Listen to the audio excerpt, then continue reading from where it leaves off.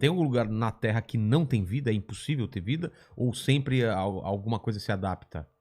Existindo água, normalmente existe vida. Esse é o preceito É. básico. Mesmo que seja muito pouca água. E mesmo Nem os oxigênio, é água o lance. a água é o lance, É. porque existem lugares totalmente desprovidos de oxigênio, sem oxigênio nenhum, que tem vida. O fundo dos oceanos, manguezais, por exemplo, são ambientes anóxicos, ambientes sem oxigênio. E tem bactérias e um outro tipo de organismo chamado arqueia que vive naquele ambiente, assim, de boa. Quando a gente pensa em oxigênio como necessário para a vida, não foi sempre assim, né? A história do oxigênio no nosso planeta, ela é relativamente recente. Esses níveis de oxigênio altos, como são hoje, 21% de oxigênio, que a gente aprende na escola, eles realmente alcançaram nesses níveis cerca de 500 milhões, 550 milhões de anos atrás. A Terra tem 4,6 bilhões de anos. Quer dizer que por 4 bilhões de anos, a Terra teve pouquíssimo ou nenhum oxigênio na atmosfera. E Caramba. existiam organismos vivendo ali, existiam bactérias, existiam outros organismos que viviam sem oxigênio. Então, o oxigênio não é essencial para a vida. A água, sim. E por que que a água, assim, tem alguma explicação? A água é o solvente universal, né? A gente aprende também que é o solvente universal, que é onde as reações químicas acontecem. Então, dentro da célula, e a célula não é nada mais do que um mini reator químico. Um mini reator Então, o químico? que você faz quando você está bebendo a sua bebida agora é processando os açúcares, o álcool, tudo que está aí dentro, dentro da sua célula, quebrando essas moléculas em moléculas menores e extraindo energia a partir dessas quebras. Então, o que a gente faz são reações químicas. Tá. Nós somos reatores químicos. O que acontece no interior da célula é isso. E essas reações químicas elas precisam acontecer em um meio reacional, em um solvente, que é a base onde as moléculas se movimentam e interagem. E o melhor solvente para isso acontecer é a água, porque ela dissolve praticamente todas as moléculas. Ele é um solvente muito versátil. Ele é líquido em uma ampla faixa de temperatura, então ela congela a 0 graus, ferve a 100 graus. Em 100 graus Celsius, que é a temperatura do nosso planeta, ela está líquida. Então ela é muito conveniente para a vida no nosso planeta funcionar.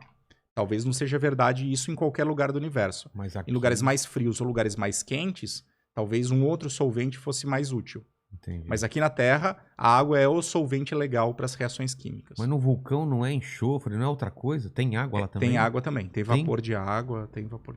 Tem sempre um pouco de água. O lugar mais seco da Terra, bom, um dos lugares mais secos da Terra, são chamados vales secos ou dry valleys na Antártica. Tá. Lá é um dos poucos lugares na Antártica, no continente antártico, que não, que não é coberto por um manto de gelo. Porque praticamente não tem precipitação lá. Tá. Então não neva, não chove, nem nada. E mesmo assim, no subsolo, existem bactérias que conseguem absorver um pouquinho de água que existe na atmosfera e fazer suas reações químicas. Mas a vida segue num ritmo muito lento. Então os metabolismos lá eles são todos mais lentos, mais devagar. E no vácuo não tem água? No vácuo é mais complicado. Não tem água. No vácuo não tem água. Daí é E mais complicado. Então não existe vida, não existe célula que funcione, que opere, que esteja metabolicamente ativa, funcionando em vácuo. Obviamente, quando a gente fala de vácuo, a gente está ou pensando em ambientes tecnológicos, tipo numa câmara de vácuo do acelerador de partículas onde eu trabalho, sim. ou no espaço, né?